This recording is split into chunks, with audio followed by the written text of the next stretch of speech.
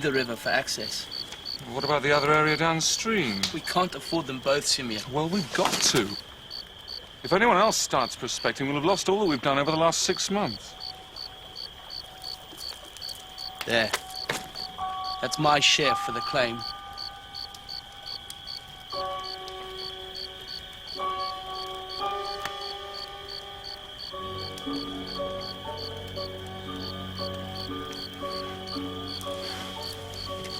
I'm off at first light. I should make Pretoria in 4 days. You'll be back in 10, eh? In 6 months, we'll be rich. Good night, Herod. Good night.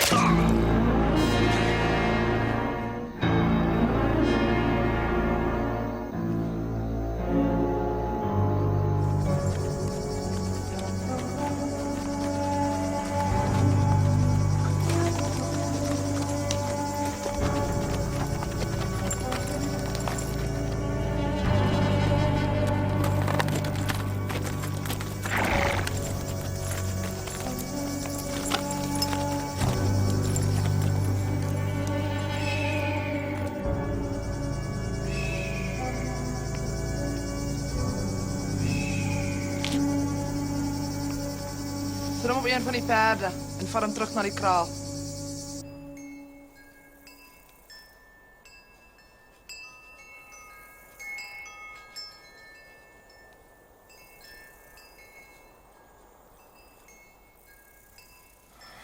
Who the hell are you?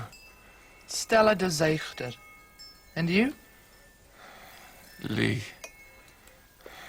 Simeon Lee. How long have I been here? This is your 3rd day.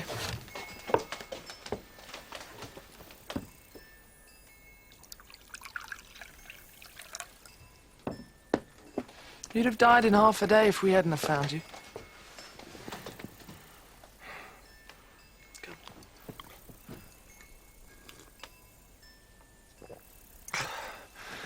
Thanks. I was, mauled by a lion. Yeah, I know. I took the bullet out. All right. My partner attacked me. That's what diamonds do to people, eh? Don't worry, they're safe.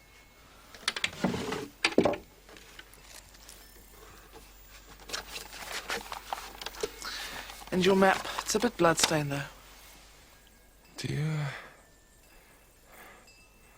live out here all by yourself?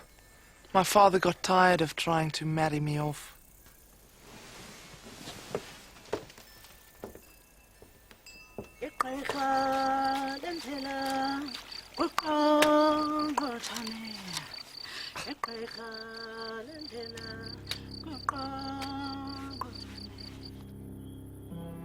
Gereformeerde. Gereformeerde.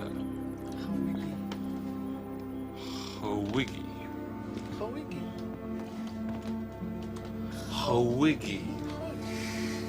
Vaaghalsige. Verhalsifer. Goed. Goed. Goed. Goed.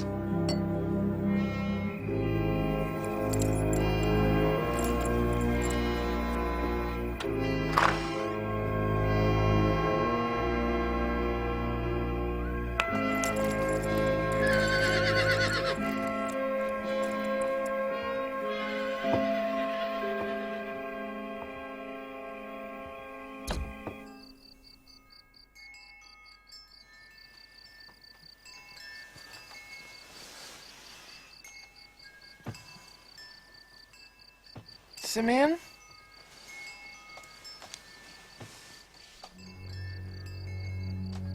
Simeon?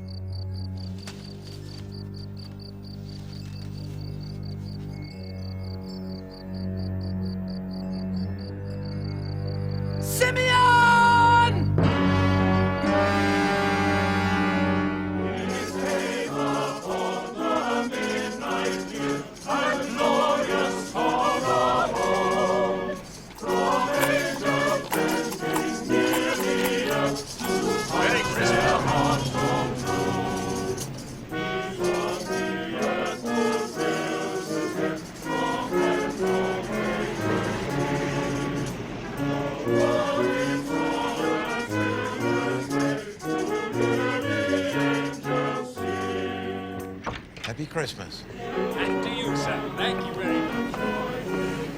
Well, that's the last decent meal I'll get till the new year, I expect. You are not looking forward to your Christmas, Chief Inspector?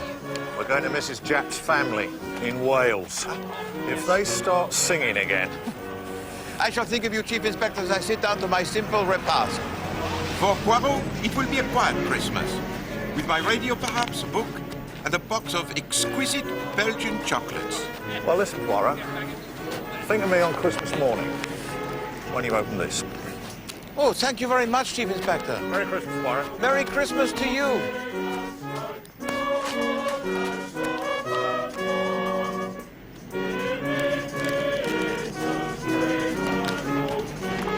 Oh, yes, of course. There we are, my dear. And a very happy Christmas to you. Thank you.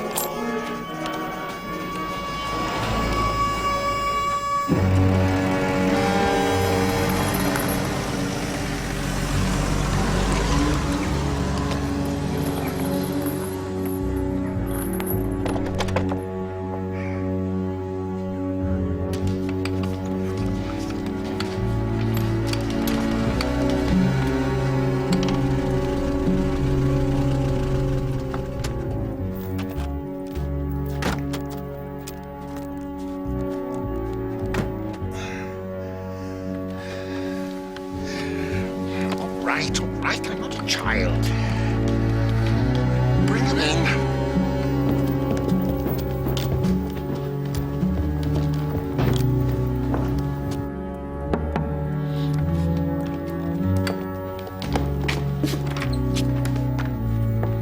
Mr. Simeon Lee. Yes. Have you got them?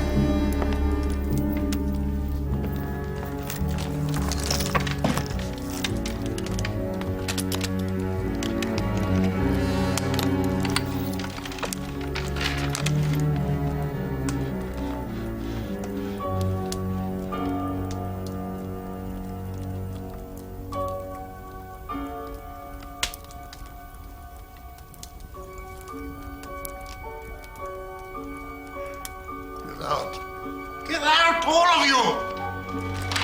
Get out.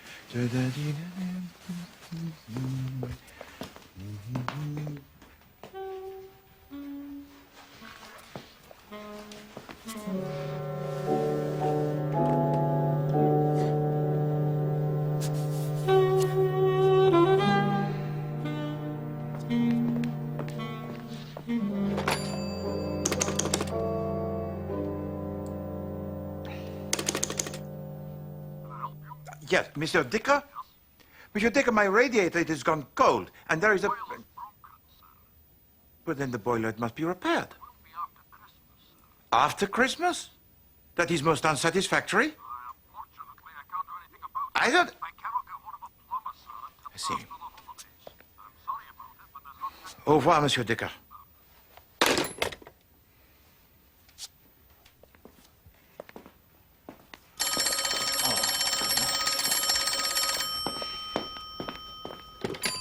Yes. Hercule Poirot?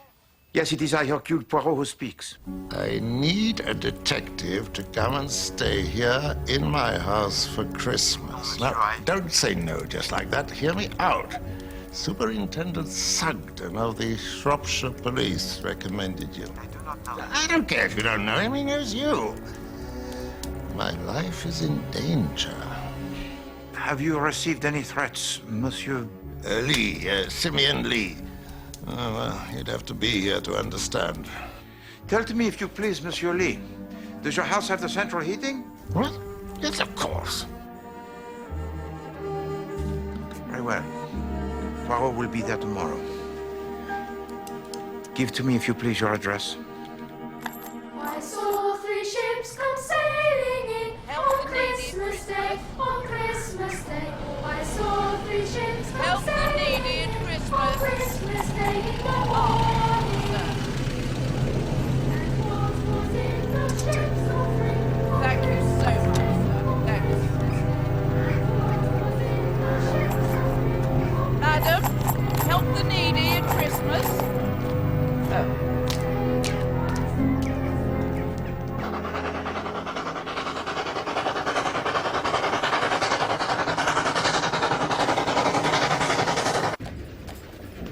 you ready to order some?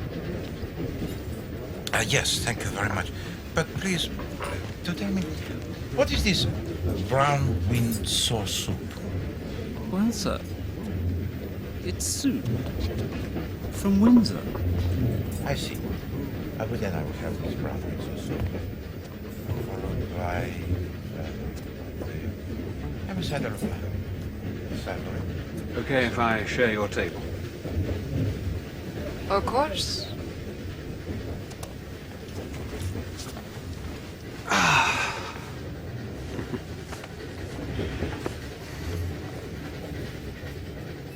Well, I'll be glad to get out of London, I don't mind telling you. Oh, terrible place. But you are English, no? Been abroad for years. What about you? I'm Spanish. You see any of this Civil War business over in Spain? I saw a bomb drop, and it blew up a car. That didn't upset you? One is alive for a time in this world, yes, and then one is dead. And one's friends are sad, and one's enemies rejoice. I mean, don't you believe in forgiving your enemies, senorita? No, I do not. If I had an enemy, I would cut his throat like this.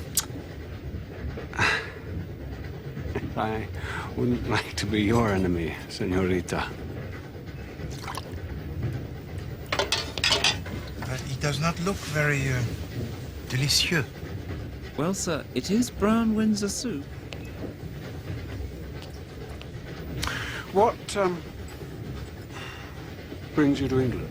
I'm going to stay with my English relations. They are very rich, I think. They live in a big house called Gorston Hall. Good God. What is it? You must be Jennifer's girl. My mother's name was Jennifer. I'm Harry Lee. Jennifer was my sister. Does the family know you're coming? Oh, yes. Much more than they do with me.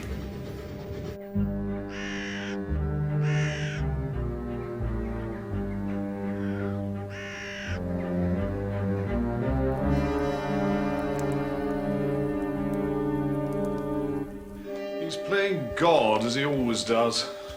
It's the role he enjoys most. Well, I think it's extremely boring.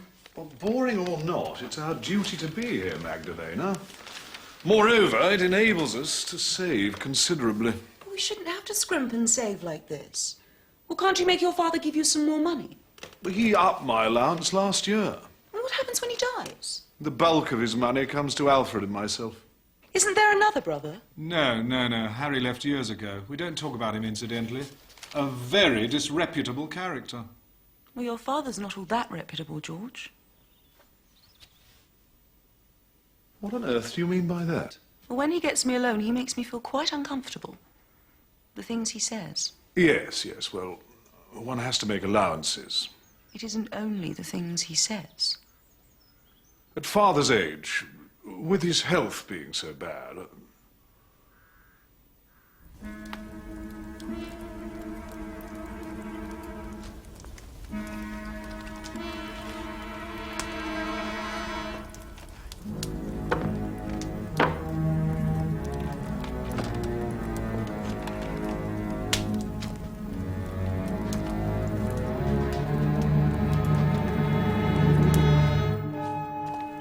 Always give in to him, Alfred. He's a very old man, Lydia. Well, he'll get older and more tyrannical. Oh, why must we have George and Magdalena for Christmas? Father hasn't seen George for a long time. He's very good to us, you know, Lydia. Oh, Alfred. Magdalena's going to be frightfully bored anyway. Well, why George has to go and marry a girl 20 years younger than himself, I shall never know. He always was a fool. Well, I suppose she's been quite a help to him in his constituency. What is it, Horbury? Beg pardon, sir. Is it convenient if I take the car? Mr. Lee's asked me to go to the station and meet some more guests. Some more guests?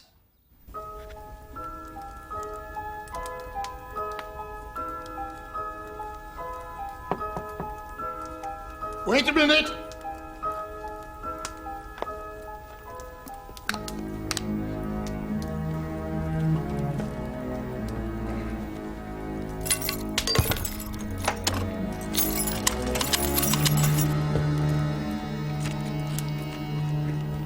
Come in!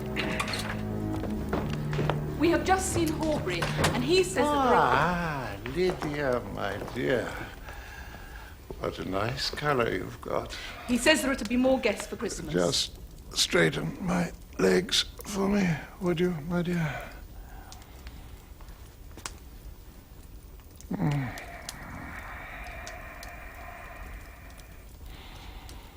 It's a terrible thing to get old, Lydia. Who are these people that are coming? Well, first of all, there's my old friend Hercule Poirot. Who's he? A friend. And then there's Pilar. Pilar? Pilar Estravados, Jennifer's girl, my granddaughter. But you didn't tell me. It's going to be a grand Christmas. All my children round me. There now, Alfred, there's your clue. Guess who the other visitor is. But you haven't got any more. Your brother, Harry, of course.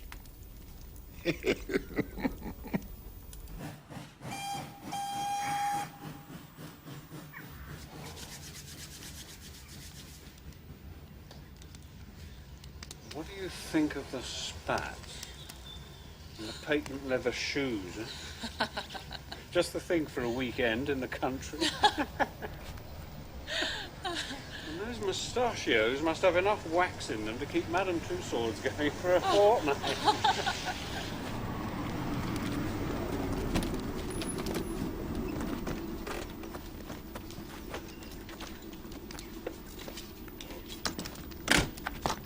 Sister Vardos? Yes? Mr. Simeon Lee sent me to meet you. Mr. Harry Lee? What? I'll put your bags in the booth.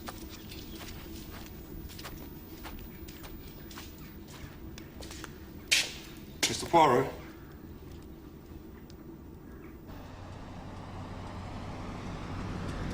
You were a friend of the old bastard Simeon. I am a friend of Mr. Lee, yes. There's no good you calling him Mr. Lee, chum. There'll be more Mr. Lees than you can shake a stick at Gorston this Xmas. And I'm one of them. Harry Lee's the name. Hercule Poirot. Pardon? Poirot. Hercule Poirot. French, eh? No. I'm a long-lost uncle. Tell him your name, Pilar. Pilar Estravados. You two should get on, being foreign.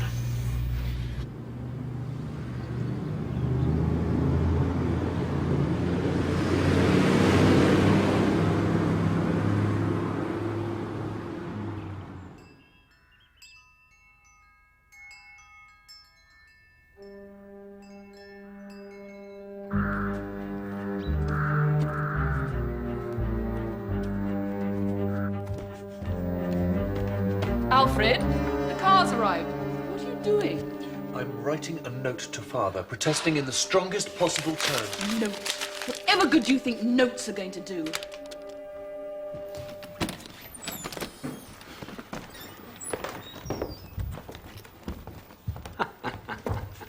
Bless my soul if it ain't Tresillian. How are you, Tresillian? Mr. Harry. Still here, eh? Still the same ugly old dump.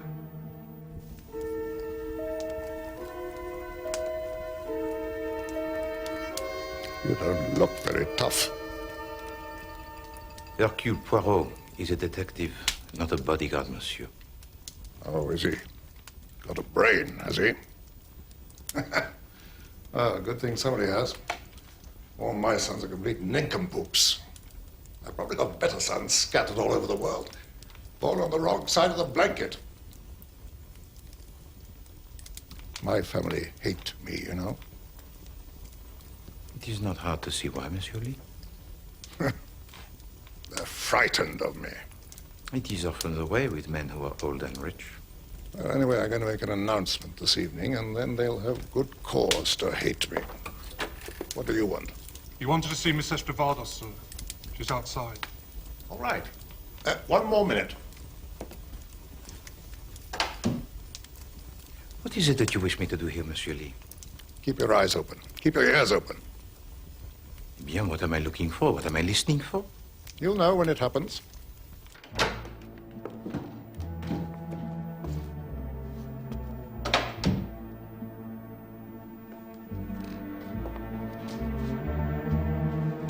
Tresillian is taking your bags to your room, sir. Thank you.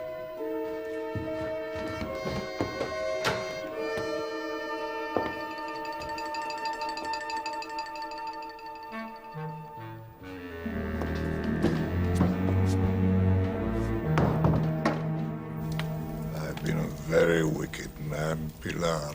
What do you think of that? The nuns say all men are wicked. Nuns. But I don't regret it. I've enjoyed every moment of it. I've cheated and I've stolen and I've lied. And the women... You shocked, Pilar? Why should I be shocked? Men always desire women. That is why wives are unhappy. Go to church and pray. You are the devil's brat. Oh, you like me to sit here with you, grandfather? Yes, I do. It's a long time since I was close to anything as young and beautiful as you are. It warms my old bones. Ah, but you don't fool me. Don't think I don't know why you sit here listening to me droning on. Money. All right. I'll show you something.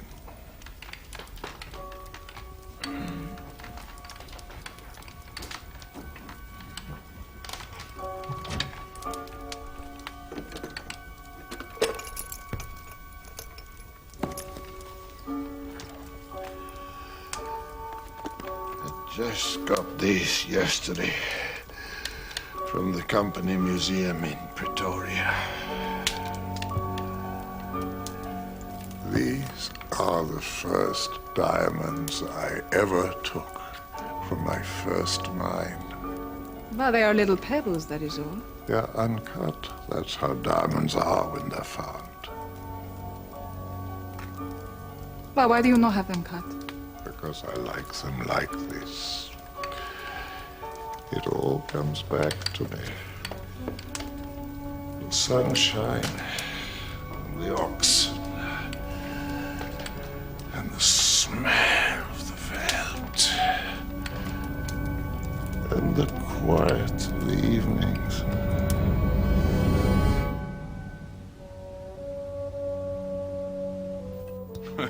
It is unfortunate that these so-called Republicans have forced him to take the action he has taken. But take it from me, Generalissimo Franco has right on his side. Well, yes, it is always reassuring to hear the opinion of an expert on these matters. I see what you're driving Can I top at. anybody's glass up? You're very tanned. Have you spent time in South Africa too, like your father? No, only a year or two. I've been in Argentina mostly, well, apart from my time in Macau. I'm afraid I've been absolutely nowhere. Could I have a word, Lydia? I'm sorry. Excuse me. How about you? I've remembered who this Hercule Poirot is. He's a detective. The police? Oh, surely not. He's one of those private detectives. But why should your father want to... Excuse me, sir. What is it, Horbury? Mr. Lee's ready to see you all now.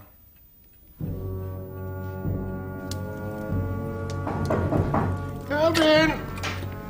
Hello, is that you, Charlton? Oh, yes, I'm sorry to trouble you at home, but it is rather urgent. I want you to make a new will for me. Yes. Sit down, I won't be long.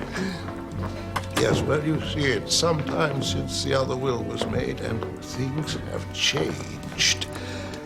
No, I don't want to spoil your Christmas. Come over on Boxing Day. Or the next day, yes. I shan't be dying just yet. Goodbye. You're all looking very glum. What's the matter? Harry, I don't know you anywhere, even after all these years. Your taste in clothes hasn't improved, I see. Good to see you, Dad. You're looking well.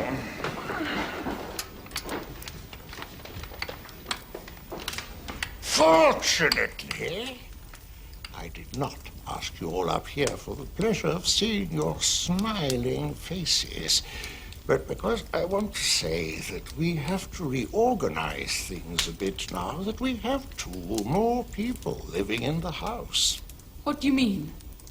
Pilar will make her home with us here, naturally, and Harry is home for good. Harry's coming to live here? Well, what's wrong with that, old boy? Harry is my son, too, you know, George. Of course, it is going to mean cutting back a little in other areas. Your allowance, for instance, George will have to go. You can't do that, Father. You don't understand how heavy my expenses are already. Oh? Well, let your wife do her bit, then. She could make her own clothes. Even my wife could make her own clothes. And she was one of the most stupid women it's been my sorrow to meet. You've no right to talk about our mother like that. Right! Right! You've no rights, any of you. You're just a set of namby-pamby weaklings. Has any of you produced 1 grandson for me? No! Hold hard, Dad. Ah, I'm just sick to death of the lot of you. Get out! Get out, all of you! Get out! Get out!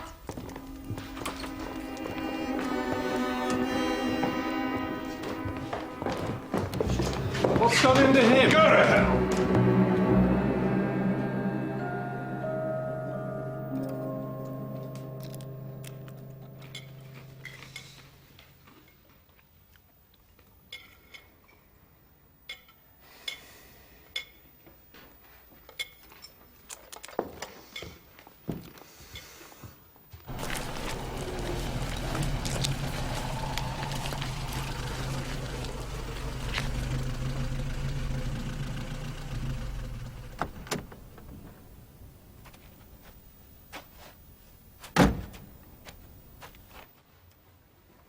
I blame you, Alfred. You've had charge of him here.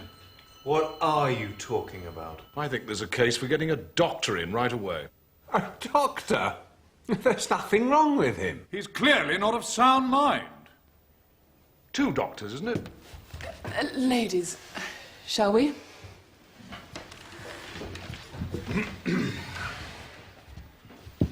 Shall I announce you, Superintendent? That's all right, Tressilian. Mr. Lee's expecting you.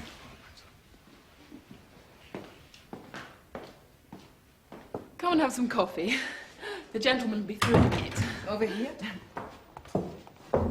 It's wonderful that you could come, Pilar. It's wonderful for me, too, to meet my uncles and aunts and this grand house. After 7 years! Yeah, but I've got these blokes chasing me for cash. I was having a word at a cocktail party with Buffy, and you know he has the ear of the PM, right? Who was it?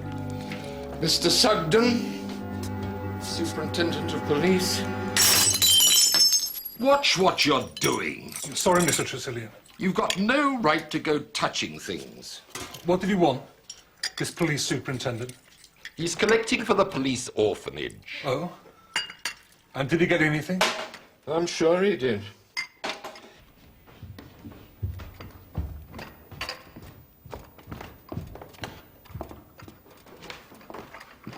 We'll be having more snow tonight, I shouldn't wonder. We'll be cut off again if we're not careful. Good night, ladies. Trying to do the pictures? I expect so.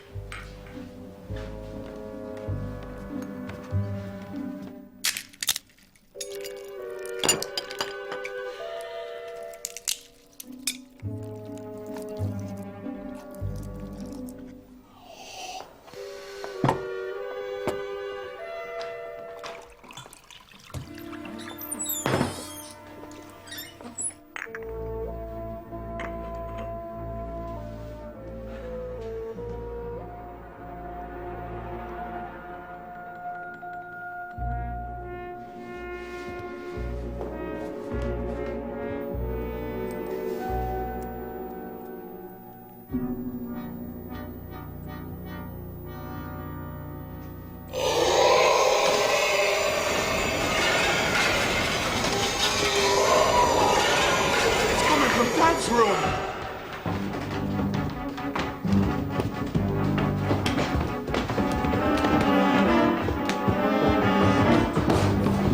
It's locked! It's locked! Dad! Dad! I'm gonna have to break the door down. Don't be a fool, it's made of solid oak! Quick, battering ram. What's going on? 1, 2, 3. Let's try again. Harder. What was that terrible? 1, 2, 3. Again. 1, 2, 3. You've got to put some more effort in. 1, 2, 3. One more. 1, 2, 3. That's it. Dad? Excusez-moi, monsieur.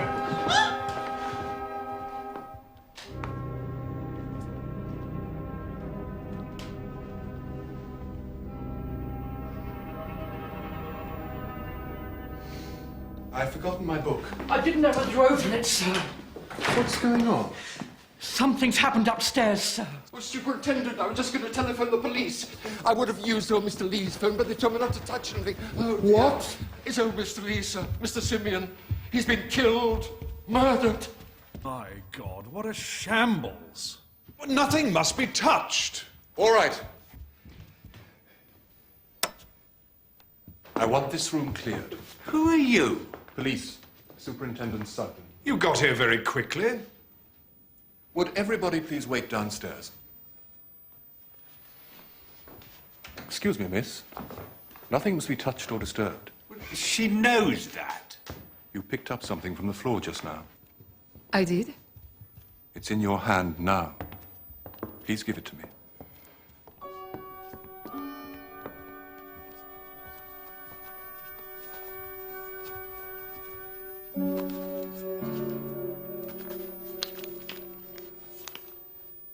Ah, you must be Mr. Poirot. Superintendent. Lucky we had a detective here on the spot. Perhaps. Stay in here, would you? Look. Don't touch it.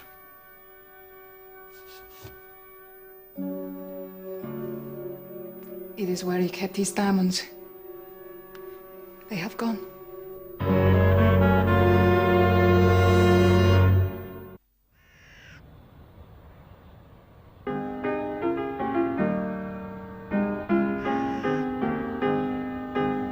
Ding dong merrily on high, in heaven the bells are ringing. Ding dong merrily the sky is ringed with angels singing.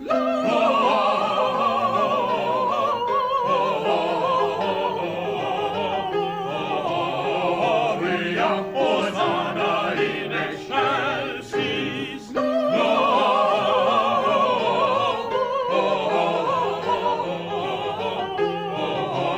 Gloria, Hosanna in excelsis. In some hill below, let steeple bells be swung. And like Christian people sang.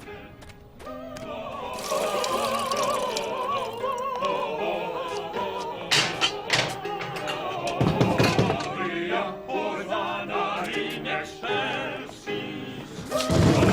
What are you doing here, Poirot? I've come to rescue you, mon ami.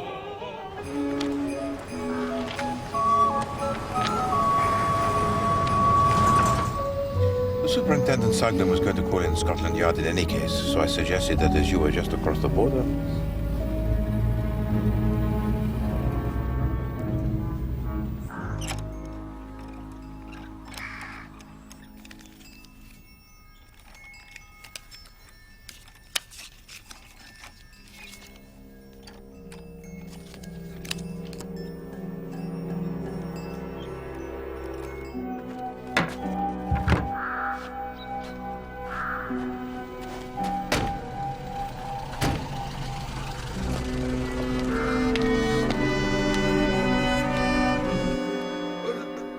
It must have been the work of a lunatic. That's your theory, is it? Isn't there some mental home in the vicinity? A homicidal maniac? How do you suppose this homicidal maniac gained admittance to the house, Mr. Lee? The only door that wasn't locked was the kitchen door, and the kitchen staff didn't see any homicidal maniacs. Well, Pardon? No. Come in, Mr. Poirot. I have the Chief Inspector Japp with me, Superintendent. Japp? From Scotland Yard. This is a pleasure indeed, Chief Inspector. Thank you, sir. I expect you're used to this kind of thing, Chief Inspector, but murders are few and far between in this part of the country. I imagine so, sir. Well, I was just about to ask Mr. George Lee here the crucial question. Oh, yes? Which is, of course, Mr. Lee, where were you at the time of the murder? I was in here. On the telephone. Calling my agent in Westringham, as a matter of fact. So you were actually in this room when you heard the noises from upstairs? The crashing about and screaming. Yes. Mr. Poirot tells me these diamonds have gone from the safe, sir. Yes. I'm getting a few more men in from Shrewsbury to do a thorough search of the house and grounds. But the theft of the diamonds may not be as indicative as it seems. Forgive me, but I don't understand, Superintendent. Mr. Lee telephoned me yesterday afternoon. He wanted me to come over and see him at 8:15. Made a special point of the time. What's more, he told me to tell the butler that I was collecting for some police charity. Ah. Well, Mr. Lee's an important person in these parts, so I did as he said. He told me that several £1,000s worth of uncut diamonds had been stolen from his safe. He thought. He thought? He said they definitely were missing, but that only 2 people could have done it. And one of them might have done it as a joke. I have yet to meet anybody in this household, Superintendent, that has even the most rudimentary sense of humor. He didn't happen to name these people, did he, sir? No, he didn't, Chief Inspector. But it's odd. He wanted me to go away and come back again in about an hour. Said he'd have a clearer idea then about if he'd been robbed or if it was a joke. I can tell you, by this time I was getting pretty fed up with Mr. Lee. But of the 2 people that he suspected, is it possible that one could be a servant and the other a member of his family? And if it was family, he didn't want to drop them in it. Well, yes. Perhaps my visit was just meant to put the frighteners on them. So you left? Yes, I did. It wasn't worth my while going all the way home, so I went and sat in the car. I was just on my way back. I was to use leaving the orphanage subscription book behind as an excuse, when all this hell broke loose.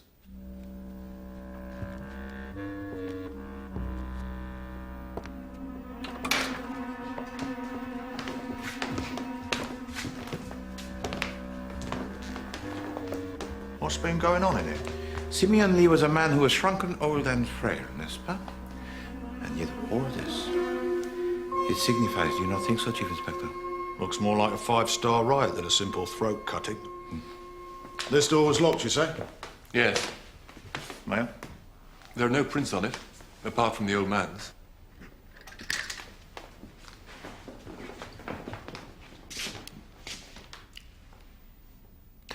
You observed the little scratches at the end of the barrel, Chief Inspector?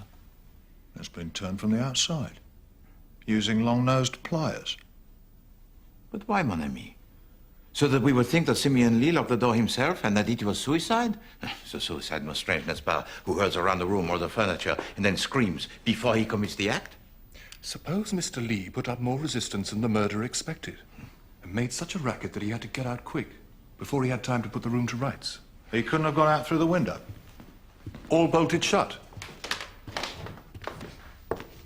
This one isn't. But it's locked in that position for ventilation. But is it not a possibility that Simeon Lee did in fact commit a suicide, but wanted it to look like murder?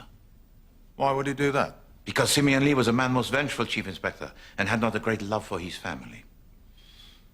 Blimey.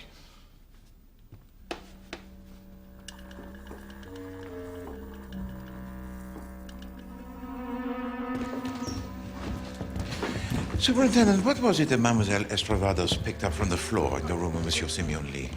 Oh, last night. Wait. Here.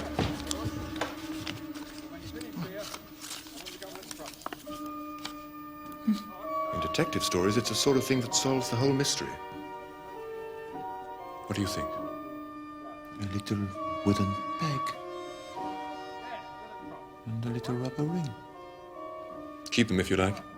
If they've got anything to do with the murder, I'll retire from the police force. No. I would not deprive you of them, mon ami. Tell me, what was it that made you recommend me to Monsieur Simeon Lee? I didn't. What time was it you went out last night?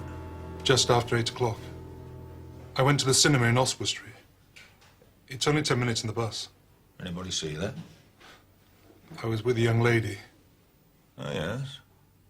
What's her name? Doris Buckles, sir. She works in the United Dairies in Markham Road. I didn't have anything to do with this, sir. What can you tell us about the diamonds Mr. Lee kept in his safe? Nothing, sir. They arrived the day before yesterday. Mr. Lee said they came from his old company museum in Africa. It's not very pleasant when a murder happens in a house. Nobody said it was.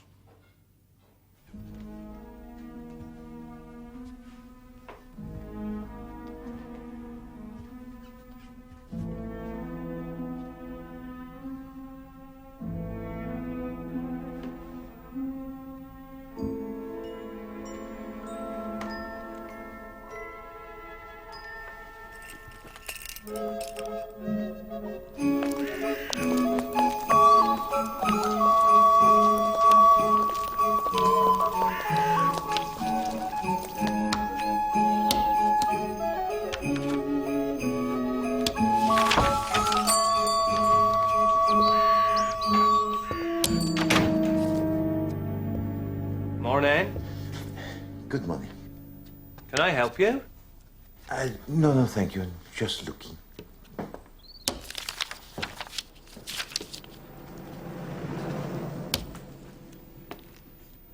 Christmas presents, is it? For the wife? No. No, if you please, monsieur, I should like to buy the present for a good friend. With a sense of humour, I dare say. Well. Bulb-operated hairy spider? Oh, no, thank you. My 3-in-1 package of itching powder, ink blot and stink bombs. No. You see, my friend, he is a policeman. Oh. He won't be wanting the Sherlock Holmes detective set then. I do not imagine so. No. Cigars? Exploding? Jamaican? Bon.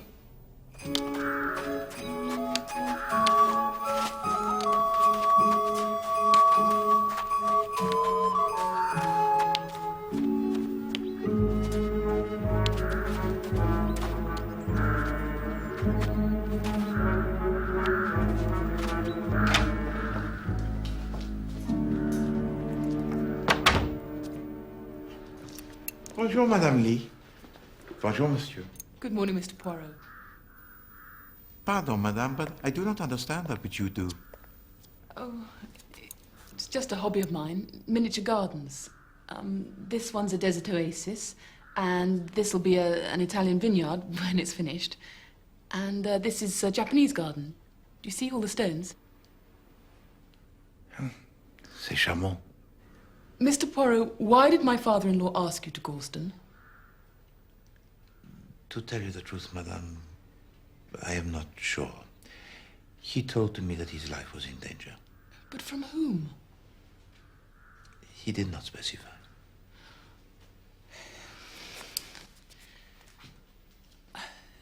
There is somebody I don't trust. Aubrey's only been with us a year and... Tell me, Madame, at the time of the murder, your husband, he was in the dining room with Monsieur Harry? Where were you? I was in the drawing room having coffee. So you were alone? No, the Spanish girl was there. No, she wasn't. She went out a couple of minutes before. First Magdalena went, and then Pilar went. So you were quite alone? Yes, I suppose I was. And tell me, who was the first to arrive at the door of your father-in-law? I was. locked! It's locked! And you saw there no other person who came out of the room? Of course not. Tell me, Monsieur Lee, I have to, I'm afraid, ask the questions most obvious as well as the subtle ones. Did you know the combination of the safe belonging to your father? No, nobody did. But it would have been easy enough to discover. You must find out who did this awful thing, Mr. Poirot. You must find out.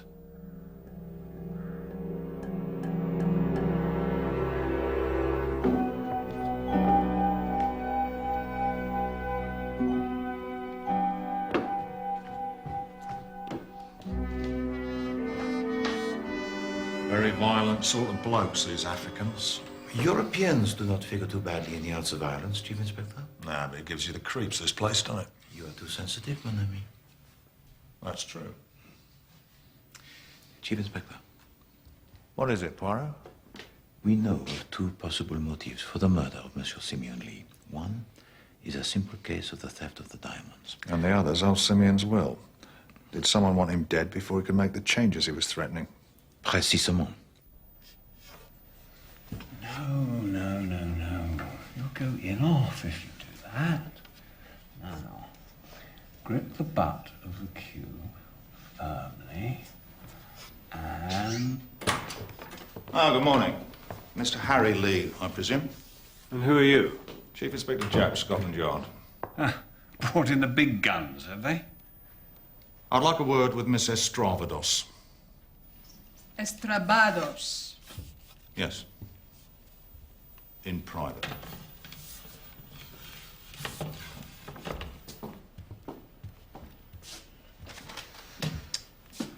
Don't let them bully you, kid. Now then, Miss Bados. Estravados, quite. You understand English all right, do you? My mother was English. I am really a very English person. Is your passport English? It is Spanish. We'd better have a look at that if you don't mind. It's in my luggage, I think. So your grandfather sent for you to come from Spain, and you arrived here yesterday, is that right? Yes. Tell me, mademoiselle, when... Sorry, I was looking for Sergeant Coombs. Please, don't let me interrupt.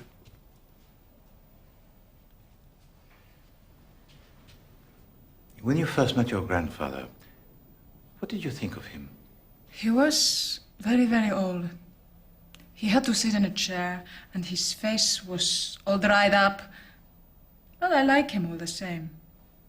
I think that when he was a young man, he must have been very handsome.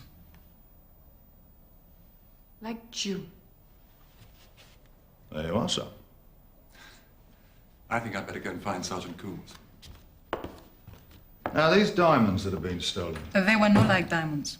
Just very ugly little stones. so he showed them to you, did he? Didn't give you any of them, I suppose. No. And I thought that one day he would, if I was very nice to him and came often to sit with him. Because old men, they like very much young girls.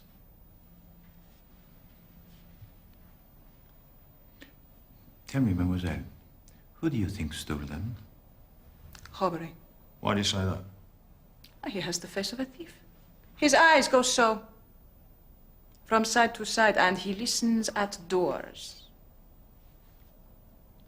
Where were you when the crime was committed, Miss Estravados? I went up to my room. I remember the butler had just brought in the coffee. But I wanted a clean handkerchief, so I went upstairs. I was sitting at my dressing table, repairing my makeup. And then far away, I heard a scream and everybody running. And so I went too. I see. So you were all by yourself, up in your bedroom, when Simeon Lee died. Yes. Yes, I was.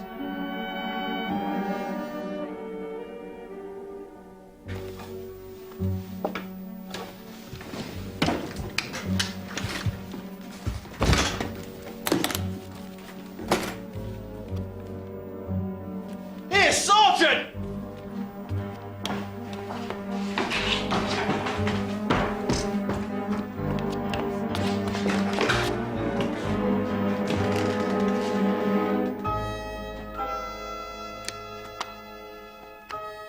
Empty.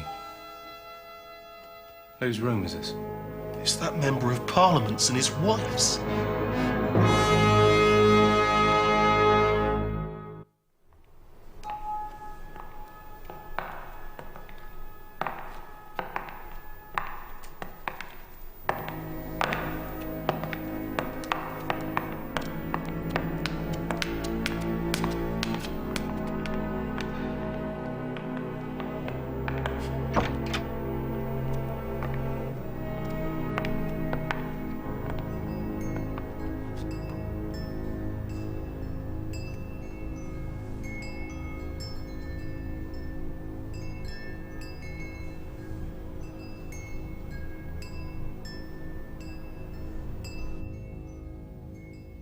You know what I think, Poirot? No, Chief Inspector. What is it that you think? I think this murder was done by a woman. That's what I think. And why is it that you think that? Right. Simeon Lee was a frail old man, yes? Monsieur Simeon Lee was a man of the frailness extreme. Oui. Then how do you account for the furniture in his room being knocked about all over the shop like it was? I mean, he couldn't have put up much of a struggle against a man, could he? But against a woman... Chief Inspector, you have been thinking again. I have warned you of this before. Oh, well. But you know, seriously, Chief Inspector, all of the family, the women included, they will have alibis for the time of the murder. Well, the lovely Magdalena Lee's is pretty flimsy. And it was her luggage we found the diamond case in. If I'd stolen the diamonds, do you really think I'd be stupid enough to leave the box in my own luggage? Would you tell us where you were at the time of the murder, Mrs. Lee? In the drawing room. In the drawing room with Mrs. Lydia Lee? No, I'd come in here to telephone. Was anybody in the room with you? No. It was a private call. I was alone. How long were you in here, Madame Lee? What's it got to do with you? Just answer the question. How should I know? 15 minutes? 20? You know how long it takes to put a call through in the evening. It was a trunk call, then? Well, of course it was. You don't honestly think I'd know anybody in this godforsaken dump, do you? Well, one of them's lying. The lovely Magdalena can't have been in there alone making a phone call the same time as her husband was in there alone making a phone call. Exactement. Perhaps we should tax them with this together, Chief Inspector. Here's another thing I've been thinking, Poirot. Boy, on the desk in my room you'll find my spectacles. Your room, madam? There's something not bed. quite English about this murder. Comment? This throat slitting. Not quite our style.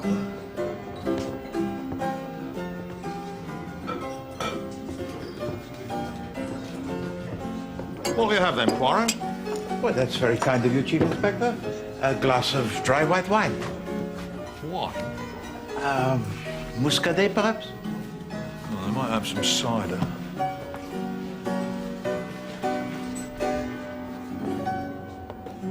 Hello, Hercule.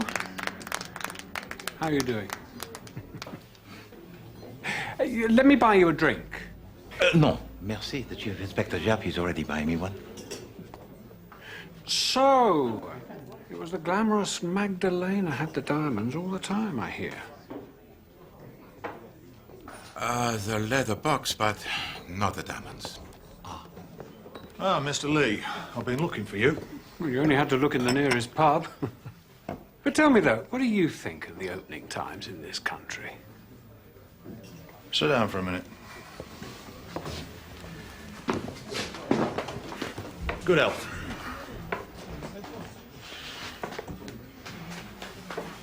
What made you decide to return to England after all these years? Thought the fatted calf would make a welcome change. Now, my father wrote to me a year or so ago, suggesting that I came home, so I came. And Monsieur Alfred, how did he feel about your return? Alfred's always been jealous of me. You see, he was the good, stay-at-home, stick-in-the-mud son. Tell me, Monsieur Lee, what do you think was the purpose of the confrontation that your father had with his family before dinner last evening? He wanted to see the fur fly. He was watching us like a cat. See how we reacted. What changes in his will was he thinking about, do you know? I imagine, shall I say, I hoped the change would be to the benefit of your humble servant. Pilar, too. Wouldn't be surprised. You got any theories about this murder, Mr. Lee? I don't understand it at all. I mean, that door was locked. It took some doing to break it open. I mean, there was no one in the room but Dad. Nobody could have got out through the window. The door was locked from the outside. No, key was on the inside. You noticed that, Monsieur Lee? I do notice things. It's a habit of mine. You're right, I must get back to my friends.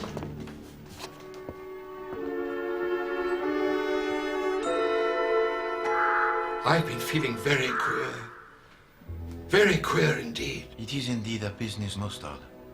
Oh dear, it gave me quite a turn, it did. When I went into the hall and there was this strange man standing there. And Mr. Harry's voice said, "Still here, Tressilian? Alive, the same as ever." Must have been a feeling most strange.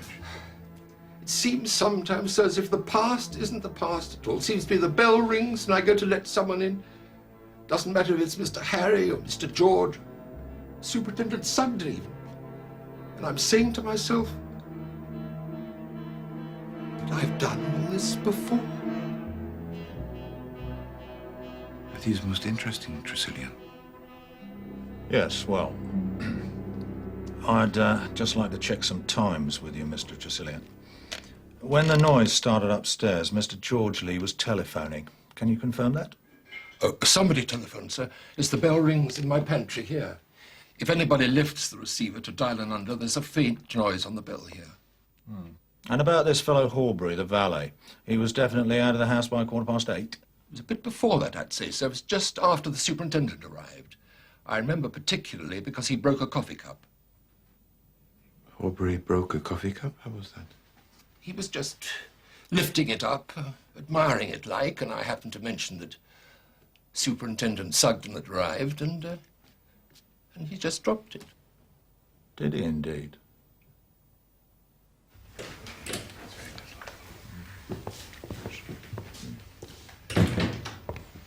Sit down, will you? I prefer to stand. Very well. It's about these telephone calls on the night of the crime. You put through a call to Westringham, I think you said, Mr. Lee. To my agent in the constituency, yes. Your call went through at 7:56 exactly. I couldn't say the exact time. Ah, but we can, you see, Mr. Lee. Your call was put through at 7:56 and ended at 8:09.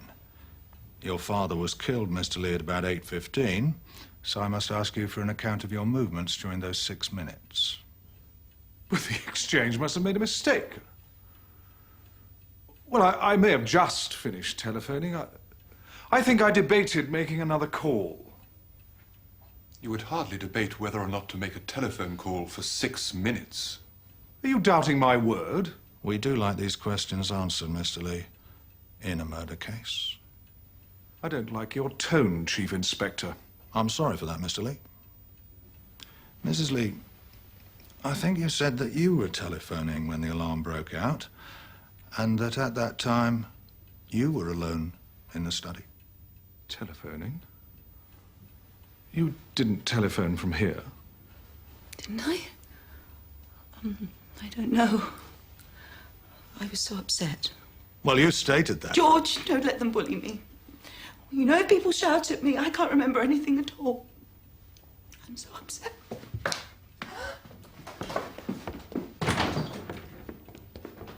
I won't have my wife treated like this. It's disgraceful. She's a very sensitive woman.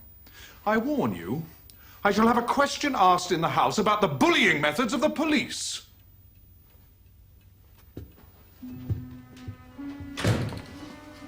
She'll be back.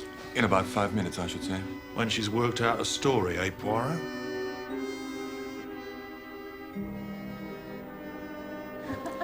You know, Chief Inspector, this case, it certainly gives one to think, n'est-ce pas? It gives one to think, all right, Poirot. Stop it. Oh!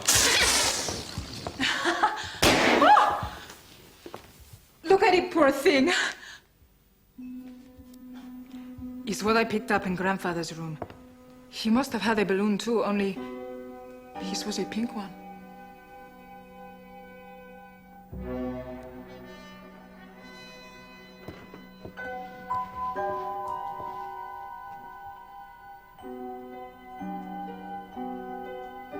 You seen a ghost or something, Poirot? Chief Inspector, I might just have done precisely that.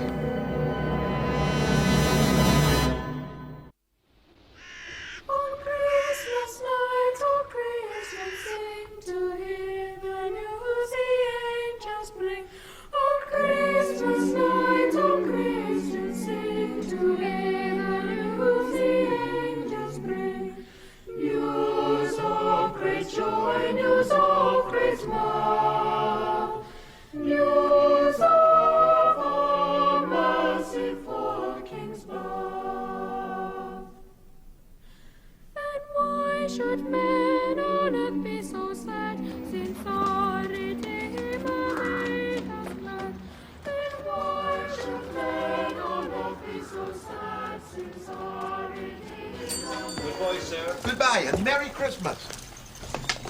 Ah, Madame Lee. Monsieur Poirot. Funnily enough, I wanted a word with you. I can trust you, I know, Mr. Poirot. You look so kind. You see, this doesn't have to go any further, does it? I mean, you don't have to tell that awful policeman. I wanted to telephone somebody. A friend of mine. A man. And I didn't want George to know about it. I know it was wrong. I do not judge, madame. No. Anyway, I went to telephone after dinner when I thought George would be safely in the dining room. After 7 years, I've got these blokes chasing me for cash. Only when I got there, I heard him telephoning, so I waited. Absolutely. Almost. And where did you wait, madame? There's a little place for coats and hats and things just by the door. And I slipped back there where I could see George come out of the study. Only he didn't come out. And then I heard all the noise, and I heard Mr. Lee screaming. Anyway, it would be very, very awkward for me to talk about this in front of George. You do see that, don't you?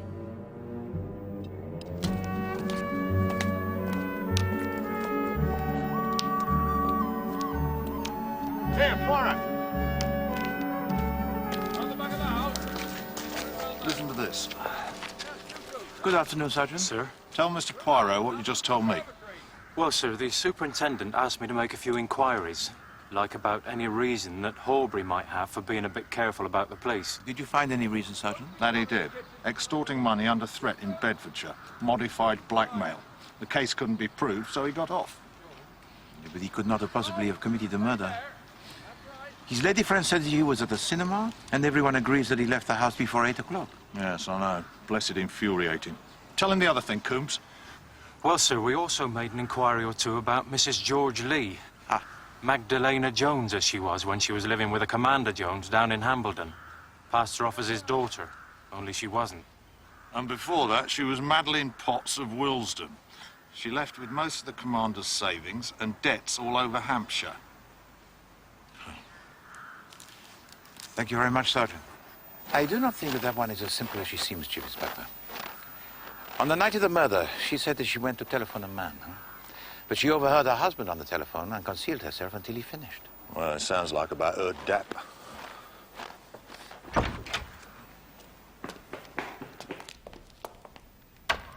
What are these blooming things, Poirot? Now, these are the miniature gardens of Madame Alfred Lee. Well, what's the point of having a miniature garden?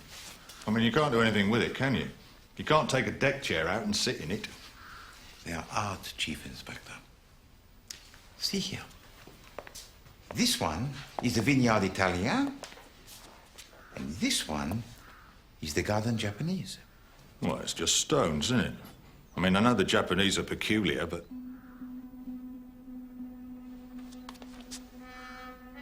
What are you looking at?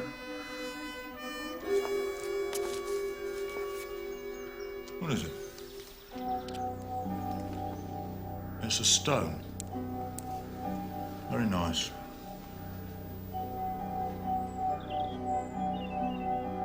Nicer than you think, Chief Inspector.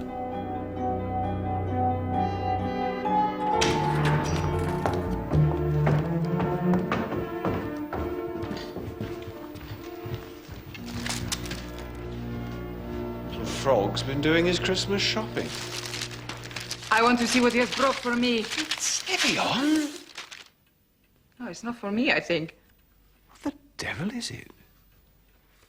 It is an imitation moustache. I knew that thing of his couldn't be real.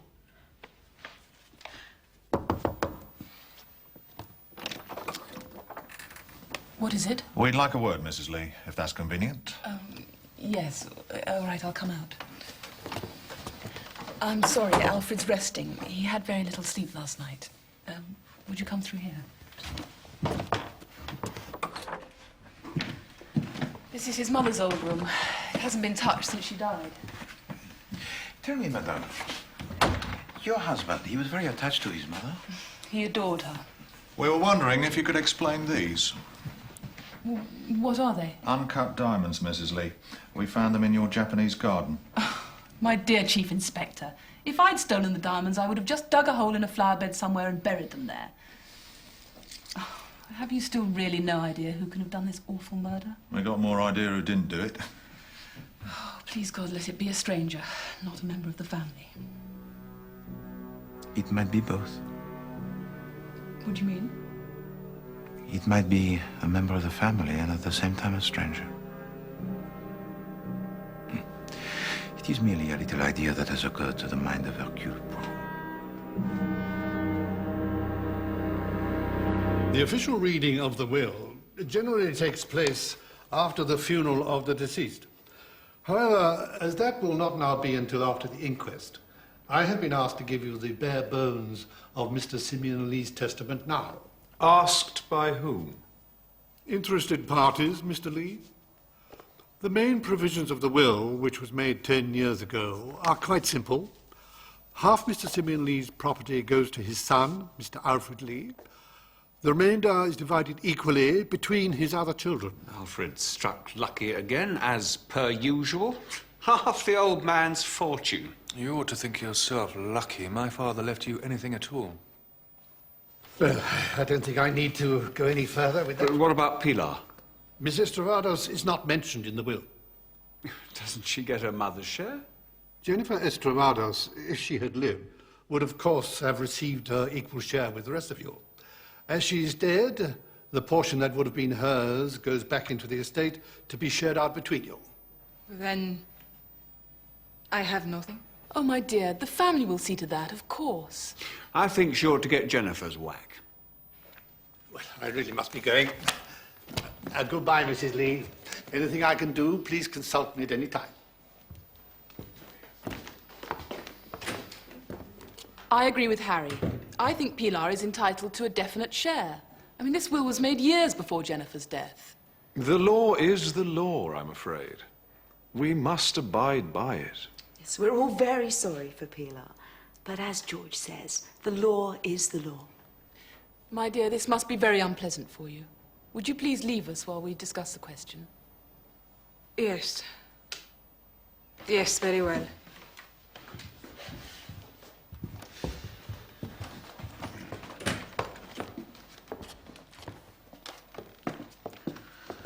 Well, gentlemen, you've heard what you came for. This is family business now.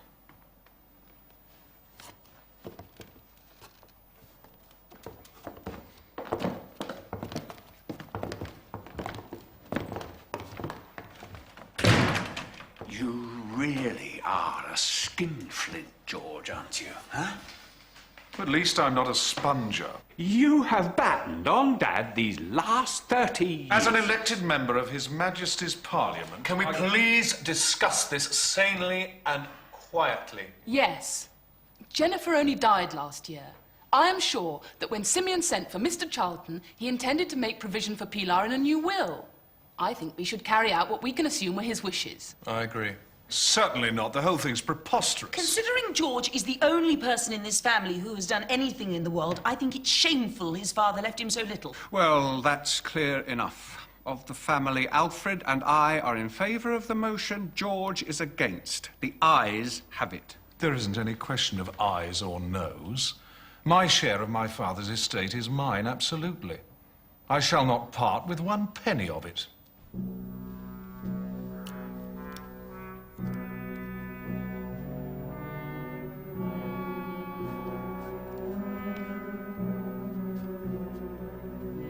So who profits by the fact that Simeon Lee didn't have time to alter his will? All of them except the Spanish girl. So we can cross her off the list then? Yes. Well, maybe.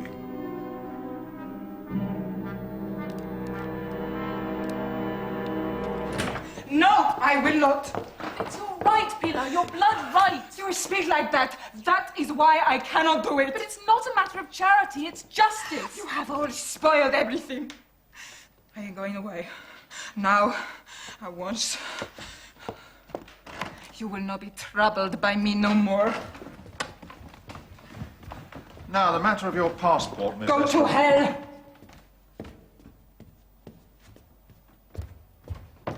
What's going on? It's a family matter. I'm sorry. Alfred and I had agreed to settle 1/3 of our share of the estate on her. She refused to take it.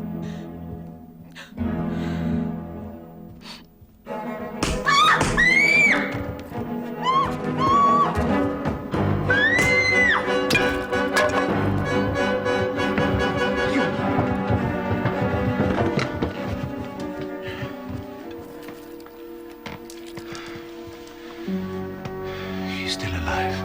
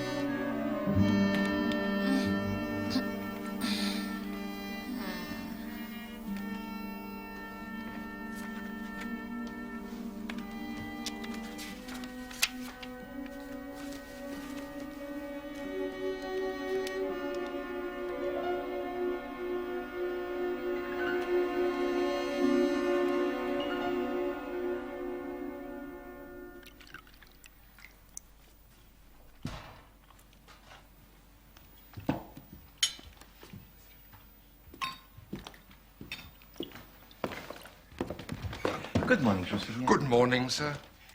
Merry Christmas. Oh, thank you, sir.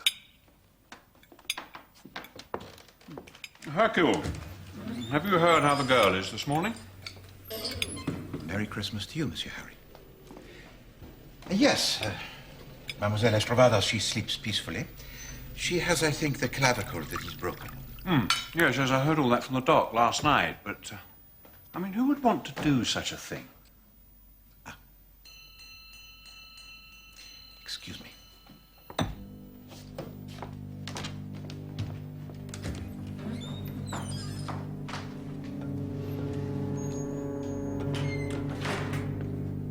What have you got to tell me then, Poirot? I opened the drawer and I took out the romanda husband. And she's doing that.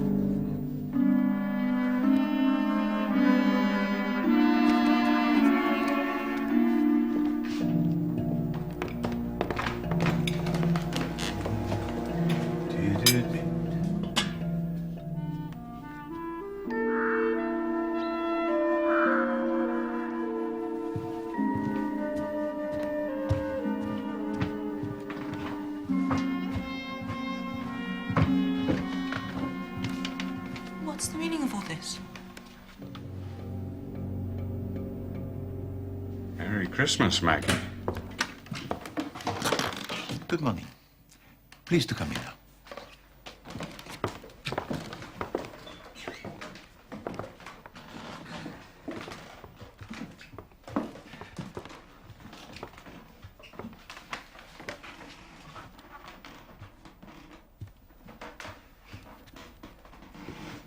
Please to make yourselves as comfortable as possible. Mademoiselle Estrovados has something that she wishes to say to you. You think I am your niece, Pilar Estrovados? That is not so. I don't understand, Pilar. I would not have told you. Not ever, but for the money. To come here and pretend and cheat and act, that was fun. But when Lydia said that the money was mine and that it was only justice, it was not fun any longer. I am sorry. Pilar was killed when I was traveling with her in her car in Spain. And I had not much money and nowhere to go. And I thought, why should I not go to England and become rich? And when it began, it was fun wondering if I could... This is preposterous. This is criminal. Getting money by false pretenses. Well, she didn't get much from you, old boy, did she? So, I'm not your uncle anymore, eh? I'm afraid it's rather more serious than that. If she could lie about that, she could lie about anything. I'll tell you what I think, Miss... What's your name? Lopez. Conchita Lopez. Very well, Miss Lopez. I'll tell you what I think happened. When Mr. Lee found that the diamonds were missing, he sent word for you to come and see him immediately after dinner. You did so, and he accused you of the theft. You denied it. No, this is not true. I left the drawing room after dinner. I came up here to my room. I wanted a clean handkerchief, but then I thought I would go and see the old man. I thought he would be pleased. But when I turned out onto the stairs, I saw that someone else was there at his door. I slipped back into the corridor in case the person turned around. I did not want them to think that I was... Oh, I don't know the word. Ingratiating yourself. Yes? No. Go on, Pilar. Conchita. I heard those horrible noises, crashes, screams, and when the people came running, I came out at the end and joined them. Wait a minute. This is all very airy-fairy. You say you saw someone standing outside Simeon Lee's door. Who did you see? I do not know who it was. It was too dimly lit to see, but it was a woman. Rubbish. She's just saying anything to get off the hook. I always said an outsider killed my father. In my opinion, Simeon Lee, your father, he was killed by his own flesh and blood. One of us? I deny that. Oh, yes. There is a case against every person in this room. Nonsense. Balderdash! Eh bien, I will begin with the case against you, Monsieur Georges Lee. Now, wait a minute. You had no love for your father. You kept on good terms with him for the sake of money. On the day that he died, he threatened to cut down your allowance, but you knew that when he died, you would probably inherit a sum more substantial, and there is your motive. I never heard such... After dinner, you went to telephone. This telephone call lasted 13 minutes.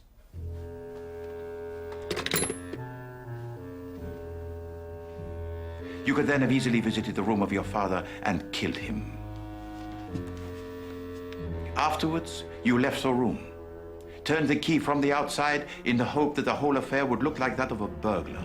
But you omitted in your panic to make sure that the window it was left open to support this burglar theory. And that was stupid. But you will pardon me for saying so, rather a stupid man. But you know, many of the stupid men have become criminals. How dare you speak to my husband like that? Ah, yes. Then there is, of course, Madame Lee. She also had a motive. She is, I think, in debt. And the tone of the remarks made by Simeon Lee would have caused her some uneasiness. Roger, you know this, sir. She also has no alibi. She said she went to the telephone. But did she, in fact, make a call? And in any case, we only have her word for what she did. I suppose it's our turn now. Now, how do you suggest that dear Alfred killed his beloved father when we were both together in the dining room at the time? Eh bien, that is very simple, monsieur. You and your brother are on the terms very bad, n'est-ce pas? No, that is well known. But let us suppose that these bad terms are all part of a clever plot. Let us suppose that you and he got together some time before. And then comes the night of the murder, which together you had planned so cleverly. One of you remains in the dining room, talking out loud and quarreling to make it appear as though there were two people in the room. While the other brother, he goes upstairs and commits the crime. I mean, I don't think you understand. You devil! But what if it was not a woman that Mademoiselle Lopez saw outside the room of Simeon Lee? What if Mademoiselle Lopez is again lying, but this time to support a man of whom she has grown rather fond? Now, look. No, you're wrong. It was me that Pilar saw. You, Lydia? Can't believe I've been such a coward. To keep silent just because I was afraid. I think you'd better tell us now, Mrs. Lee. I'd been thinking all evening about the unpleasant scene we'd had with Simeon before dinner. When Pilar... I'm sorry, Conchita left the drawing room, I decided to go up and see him. I was going to be firm with him. I was going to tell him that Alfred and I were leaving. Lydia? Yes, yes, I was. I'd had enough humiliation, Alfred. I knocked on Simeon's door. There was no answer. I knocked again. Still no answer. I tried the door handle, and the door was locked. And those terrible noises started inside the room. I stood there, paralyzed. And then Alfred and the others came running and battered down the door, and we saw inside the room. And there was no one there. Just Simeon lying dead. There was no one else there. Do you understand me? And no one had come out. And all this time you've said nothing? No, because if I had, there is only one thing that you could have thought. That I had killed my father-in-law. No, madame. When you heard those screams, most awful, when you heard the sounds of the struggle, Simeon Lee was already dead. Already dead? What do you mean, already dead? Did I not tell to you, Chief Inspector, that I thought I had seen a ghost? The first intimation I had of this was when I visited a shop in the village. And the owner of this shop, he is a fellow most jovial, n'est-ce pas? He delights in the childish pranks and, how do you say, les blagues? The practical tricks. You're not trying to tell us that this was all a practical joke? No, madame, not a joke. but a trick most deadly. The killing itself was simple.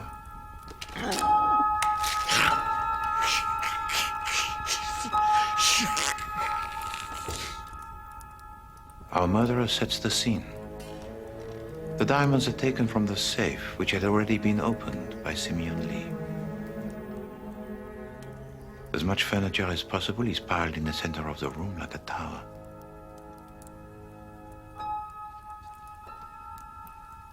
Then, a strong, thin length of cord is tied around this tower.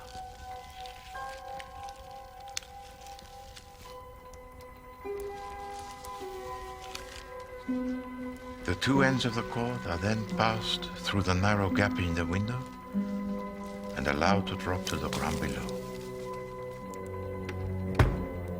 The door, it is locked from the outside.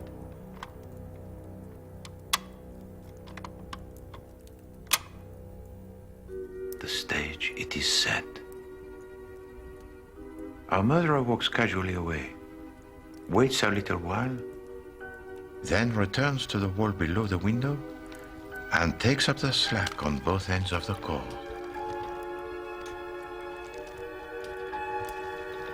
And now at last the perpetrator has prepared the final element in his ruthless plot.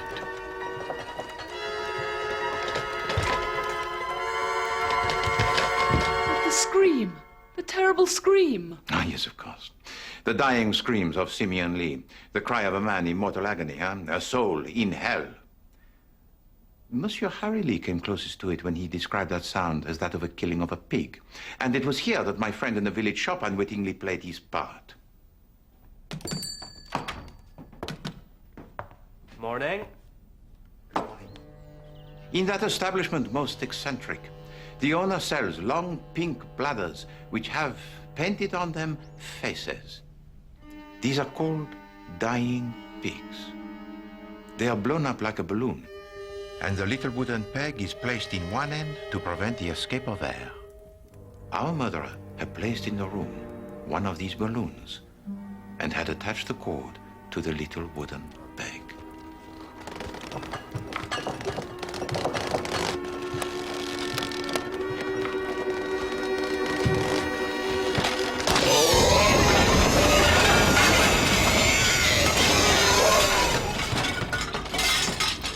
His plan accomplished, our murderer then pulls the remains of the dying pig out through the window, leaving behind only the little wooden peg and the telltale fragment of the balloon.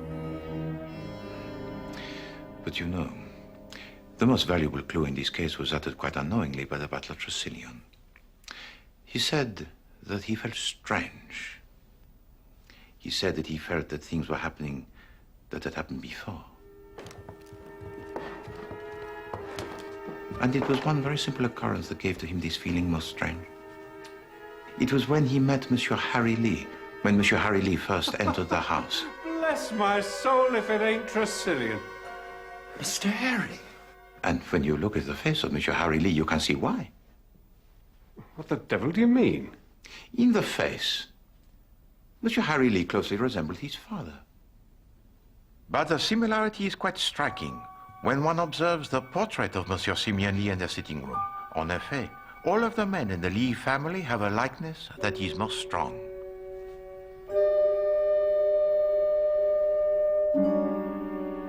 All right, Poirot. All very clever, no doubt. But who is this murderer we keep hearing about? Ah, the good Chief Inspector Japp'le. Always the one to make Poirot stick to his task. Eh bien, Chief Inspector, in order to answer your question, it is necessary that we make a short journey.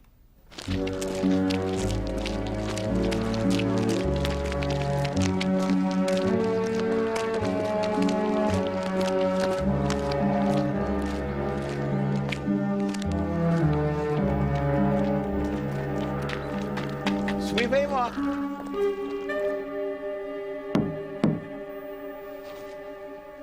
I hope you know what you're up to, Poirot.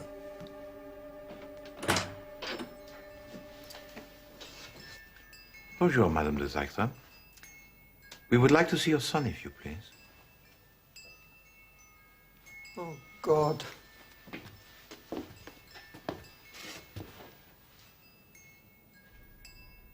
This was indeed the death of an evil man.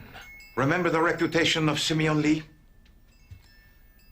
How he broke the heart of his wife because of his numerous affairs with other women? Remember also his boasts of the illegitimate sons that he had sired.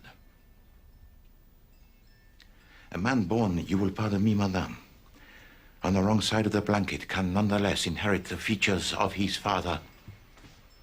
His pride, his patience, and his vengeful spirit. It was my revenge, my pride, my vengeful spirit, and I did not inherit it from Simeon Lee. I got nothing from Simeon Lee, nothing. And you waited. You and your son followed Simeon Lee, and you waited. 40 years. You instilled into your son your own rage. I saved Simeon Lee's life, and he used me, and he stole from me, and he deserted me and my child. Your son changed his name, settled down to a career, and he also waited.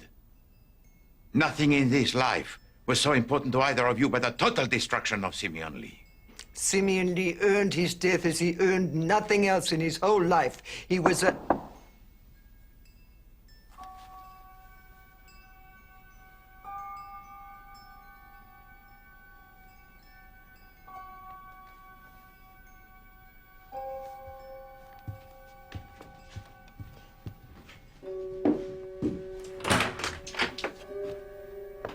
Come in, Superintendent.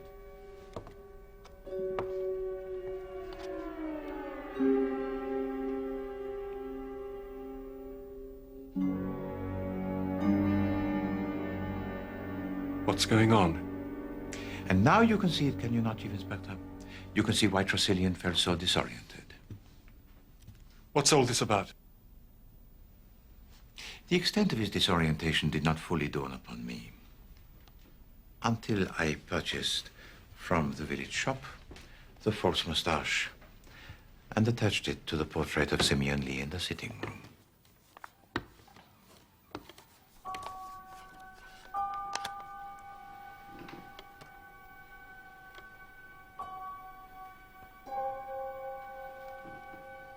The likeness, it was extraordinary. You're saying I look like Simeon Lee?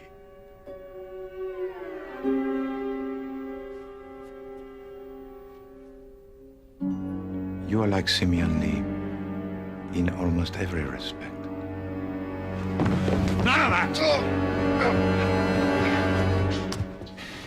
You resemble very closely your father. And also like your father, you are prepared to wait years if necessary for your revenge.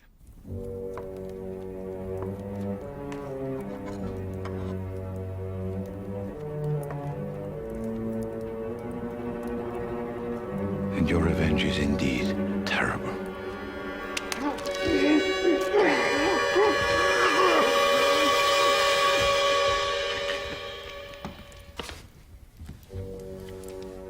And so you embark on your ingenious subterfuge.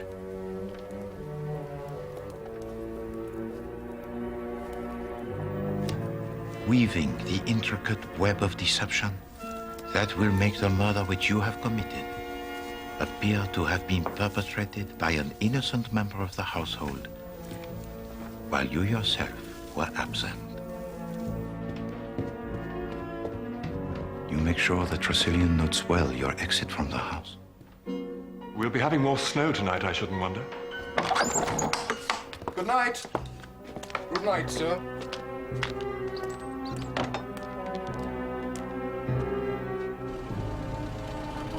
You stop halfway down the drive.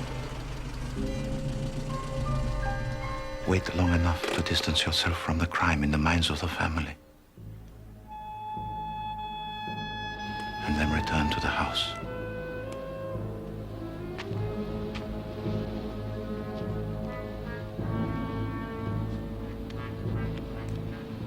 Once beneath the window, you activate the mechanism most crude that creates the hideous sound of a murder that you had already committed.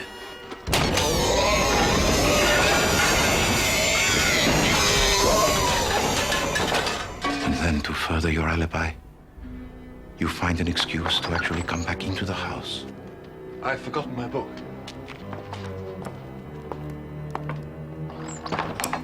I want this room cleared. In this way, you are fortuitously present to investigate your own crime.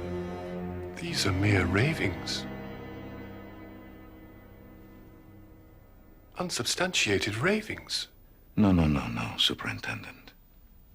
Also, like your father, you are prepared to stop at nothing to achieve your aim. As the investigating officer, you're perfectly placed to put the diamonds where you know they will be found. And to do the same with the black leather case. In this way, you sought to incriminate the innocent. And worse, Mademoiselle Lopez had given to you already one very nasty moment. I think that when he was a young man, he must have been very handsome. Like you. You knew, which we did not know, that she meant that literally. I think I'd better go and find Sergeant Coombs.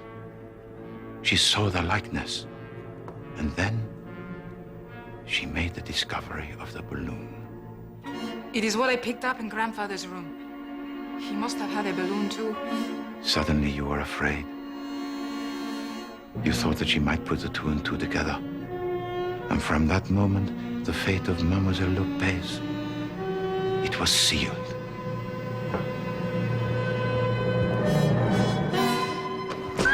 It was indeed fortunate for her that at your first clumsy blows, she screamed, and you were forced to leave the task unfinished. Madre de Dios.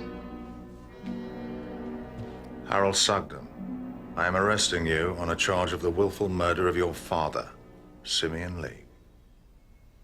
May his soul rot in hell.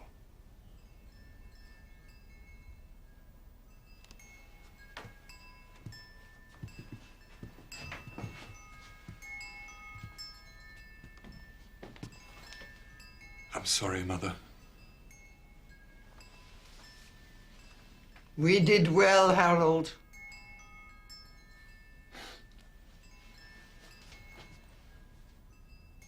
Come on, let's get it over with.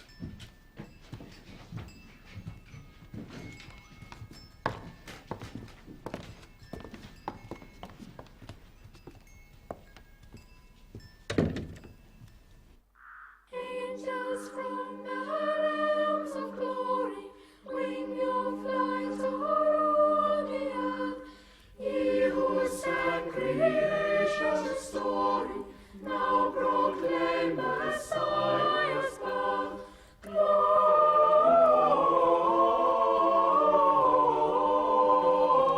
Gloria in excelsis Deo. Who were you going to telephone then? My dressmaker. At 8 o'clock on the night before Christmas Eve?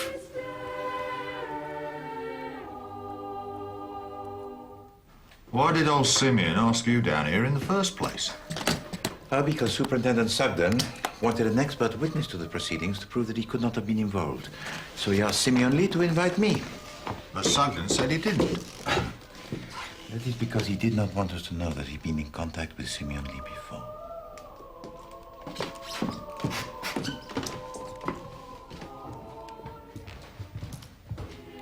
Mr. Poirot, Chief Inspector Japp, must you go so soon?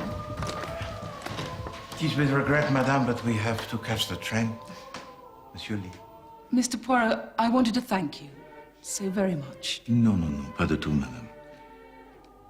It is a sad thing, though, to meet like this and at Christmas. Au revoir, madame.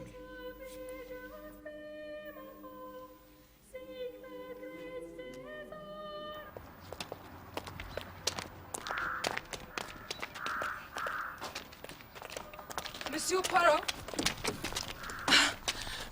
I wanted to say goodbye and to thank you. Mademoiselle Lopez, And might I suggest that in the future you maintain your own identity? It will cause, I am sure, much less of the complications. Harry and I are going to Paris. Yeah, she knows she'll be safe with an old man like me. I'm sure she will, Monsieur Harry. Goodbye.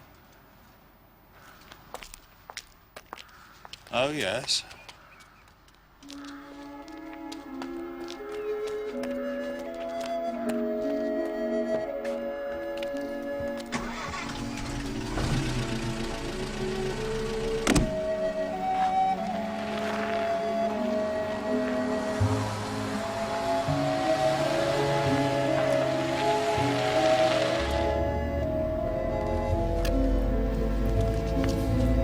Merry Christmas, Chief Inspector.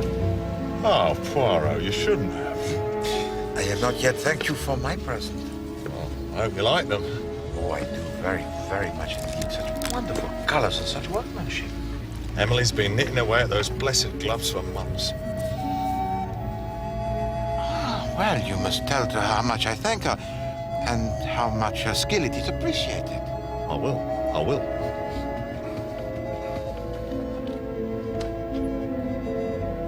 You're not going to wear them now, then? No, mon ami. This must be kept for best, huh? I shall wear them only when I go to church.